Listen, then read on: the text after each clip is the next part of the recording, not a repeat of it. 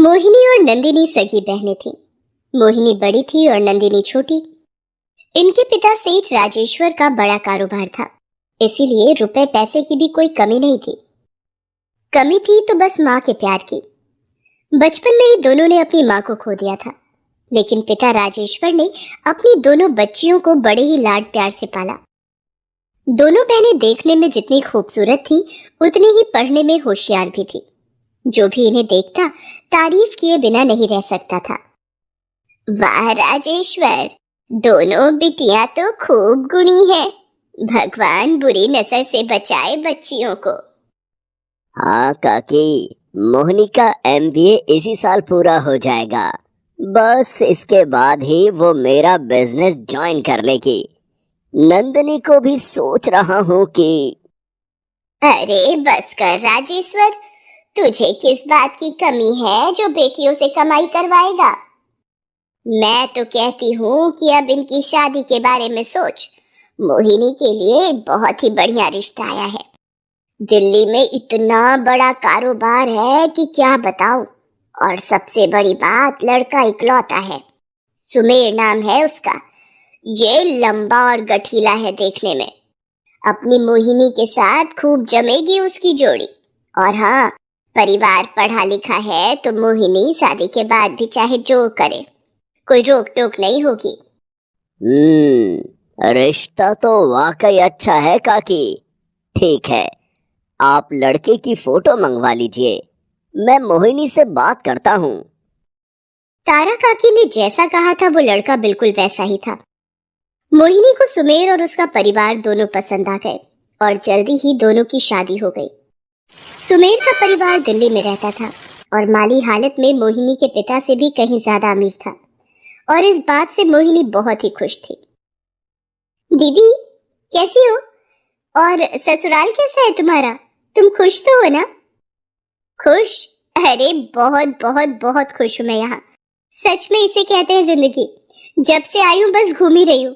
वो क्या है ना, हमारे ज्यादातर रिलेटिव्स फॉरेन में ही रहते हैं। तो बस सबसे मिलते मिलते लगता है आधी दुनिया तो घूम ही चुकी हूँ मैं। और तुझे पता है, हमारी कंपनी का एक्सपेंशन होने वाला है। लंदन में खुलेगी नई ब्रांच और वहां का काम तेरे जीजा जी और मुझे ही देखना है। वाओ दीदी, I am so happy for you. जाओ जी लो अपनी जिंदगी, लेकिन इस सब में मुझे और पापा को मत भूल जाना। जल्दी आना हमसे मिलने। हाँ हाँ आऊंगी ना। और तू सुना, पापा कैसे हैं? पापा ठीक है, बस तुम्हें बहुत याद करते हैं। तू पापा का ध्यान रखना अच्छे से। ओके चल, अब मैं फोन रखती हूँ। मोहिनी अपनी नई दुनिया में मस्त थी और नंदिनी उसकी खुशी में खुश। लेकिन ये सब हमेशा के लिए नहीं था, क्योंकि समय के साथ बहुत कुछ बदल रहा था। पापा ऐसे कैसे चलेगा? आपका बीपी कितना हाई है? क्यों इतनी टेंशन लेते हैं आप? टेंशन ना लूं तो क्या करूं बेटा, तुम्हें तो सब पता ही है। कारोबार दिन ब दिन ठप होता जा रहा है। पता नहीं किसकी नजर लग गई है। अगर ऐसे ही चलता रहा तो मैं कैसे संभालूंगा सब कुछ। तुम्हारी शादी भी तो करनी है।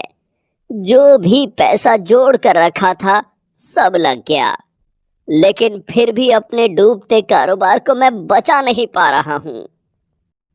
नहीं पापा, आप ऐसे हिम्मत मत हारिए और मेरी चिंता तो बिल्कुल भी मत कीजिए। अब आप दीदी से बात कीजिए ना। दीदी ने तो एमबीए किया है और फिर जीजा जी का तो इतना बड़ा बिजनेस है, वो आपकी मदद कर सकते हैं। बेटा, अब कुछ भी पहले जैसा नहीं है, ना ही हालात और ना ही मोहिनी। नंदिनी अपने पिता का इशारा समझ गई थी। असल में मोहिनी का बर्ताव अब अपने मायके की तरफ बिल्कुल बदल गया था।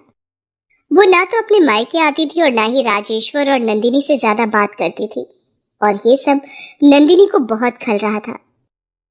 हेलो दीदी, कैसी हो? मैं ठीक हूँ, पर नंदिनी लगता है तेरा दिमाग बिल्कुल ठीक नहीं है। जब तेरा फोन बार बार काट रही हूँ तो इसका मतलब मैं बिजी हूँ ना। तुझे इतनी सी बात भी समझ में नहीं आती क्या? फोन पर फोन किए जा रही है, मैं कॉल कर लेती ना फ्री होकर। दीदी, तुम्हारी कॉल का इंतजार करते करते तो कई महीने बीत जाते हैं, तो क्या करती। खैर, मैंने तुम्हें ये बताने के लिए कॉल किया है कि पापा की तबीयत बहुत खराब है। उन्हें उन्हें हार्ट अटैक आया है। तुम जितनी जल्दी हो सके आ जाओ। क्या? ओह गॉड, लेकिन हार्ट अटैक कैसे आ गया? उफ नंदिनी, तुझे क्या बताओ। वो क्या है ना, हम लोग स्विट्जरलैंड में हैं, यहाँ भी बिजनेस सेटअप का प्लान है, तो मेरा यहाँ रहना बहुत ही जरूरी है। बस कुछ ही दिनों की बात है, मैं यहाँ से फ्री होकर बस फौरन आती हूँ, तब तक तू मैनेज कर ले प्लीज। लेकिन लेकिन दीदी, मुझे आपसे मदद। अ, हेलो हेलो दीदी, दीदी हेलो हेलो। मोहिनी फोन काट चुकी थी। नंदिनी को अपने पिता के इलाज के लिए पैसों की जरूरत थी, लेकिन वो इस बारे में मोहिनी से कुछ नहीं कह सकी। राजेश्वर की हालत दिन ब दिन बिगड़ती गई और फिर एक दिन। नंदिनी बेटा, मैं मोहिनी की तरह तो तुम्हें विदा नहीं कर पाऊंगा, लेकिन फिर भी मैं चाहता हूँ कि अपने जीते जी मैं तुम्हारा घर बसा दूं। पापा, आप ये सब मत सोचिए, आप बस आराम कीजिए। नहीं बेटा, मेरा यकीन करो, मैं तब ही चैन से सो सकूंगा जब तुम्हें शादी के जोड़े में देख लूंगा। तो बताइए पापा, मुझे किससे शादी करनी है? मैं तैयार हूँ। आह, बेटा, साहिल को तो तुम जानती ही हो, वो मेरा मैनेजर है, बहुत ही अच्छा लड़का है। इस बुरे वक्त में जितना उसने मेरा साथ दिया किसी और ने नहीं दिया। मैं समझता हूँ कि तुम्हें उससे बेहतर लड़का नहीं मिल सकता। मोहिनी के पति की तरह बहुत पैसे वाला तो नहीं है वो, लेकिन बहुत संस्कारी है। मुझे यकीन है कि वो तुम्हें बहुत खुश रखेगा और मेरे डूबते बिजनेस को भी संभाल लेगा। ठीक है पापा, अगर आपकी यही इच्छा है तो मैं करूंगी साहिल से शादी। बस अब आप किसी बात की चिंता मत कीजिए। उस दिन राजेश्वर कई दिनों के बाद वाकई चैन की नींद सोया, लेकिन वो ऐसी नींद थी जो कभी टूटी ही नहीं। उस रात की सुबह राजेश्वर के लिए नहीं हुई, क्योंकि नींद में ही हार्ट अटैक आने से उनकी मौत हो गई। नंदिनी चाहती तो साहिल को अब ठुकरा सकती थी, लेकिन उसने ऐसा नहीं किया। नंदिनी, क्या बोल रही है तू? वो साहिल, वो तो खुद पापा के टुकड़ों पर पलता आया है, उसके साथ तेरा कोई फ्यूचर नहीं है। अरे पापा की तबीयत ठीक नहीं थी, जरूरत से ज्यादा सोचते थे वो, पर तेरे में दिमाग है कि नहीं? तू रुक जा कुछ दिन, मैं आती हूँ, फिर देखती हूँ तेरे लिए एक अच्छा और लायक लड़का।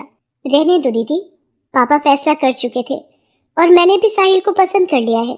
तुम्हारी जब जरूरत थी तब तो तुम आई नहीं, अब यहाँ आकर तुम कुछ नहीं कर पाओगी। नंदिनी, ये कैसी बात कर रही है तू? तुझे क्या लगता है मैं यहाँ खाली बैठी हूँ क्या, जो तेरी एक आवाज में दौड़ी चली आती? वैसे भी पापा का बिजनेस डूबने में जितनी पापा की नासमझी थी, उतनी ही तू भी जिम्मेदार है। तू क्या कर रही थी वहाँ? ना बिजनेस संभाल सकी और ना ही पापा को। दोनों बहनों के बीच का प्यार अब कड़वाहट में बदल चुका था। उस दिन के बाद से दोनों ने एक दूसरे से कभी बात नहीं की। यहाँ तक कि नंदिनी और साहिल की शादी में भी मोहिनी नहीं आई। नंदिनी ने भी फिर कभी मोहिनी को फोन नहीं किया। दोनों बहनें अपनी अपनी दुनिया में खो गई। फिर कई सालों के बाद। नंदिनी, कहाँ हो? ये देखो, ये तो मोहिनी दीदी और सुमेर जीजा जी है ना?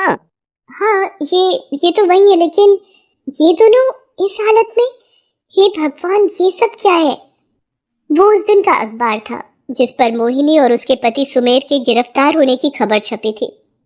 दरअसल मोहिनी और उसके पति की कंपनी पर धोखाधड़ी और भारतीय बैंकों से लिया हुआ कर्ज ना चुकाने का आरोप था, और उसी सिलसिले में उन दोनों को गिरफ्तार किया गया था। नंदिनी फौरन साहिल के साथ मोहिनी से मिलने के लिए पहुंची। दीदी, जीजा जी, आप लोग बिल्कुल चिंता मत कीजिए, हम लोगों से जो वन पड़ेगा हम करेंगे। साहिल ने कहा है वो यहाँ के बेस्ट लॉयर से बात कर रहे हैं। नहीं नंदिनी, हमने गलत किया है और हमें इसकी सजा भुगतनी ही होगी। अमीरी के घमंड में मैं क्या से क्या हो गई, सही और गलत का फर्क भूल गई, और तो और तुझे और पापा को भी खुद से दूर कर दिया मैंने। अमीरी के घमंड में रिश्तों की अहमियत भूलकर मैंने जो पाप किया है, मुझे उसका प्रायश्चित करना है। शायद तब जाकर ही मैं तुझसे नजर मिला सकूंगी। मोहिनी ने रोते हुए नंदिनी से मुंह फेर लिया। नंदिनी भी वहां से वापस चली आई। अब उसे इंतजार था अपनी बड़ी बहन के सही मायने में वापस आने का। Please subscribe this channel.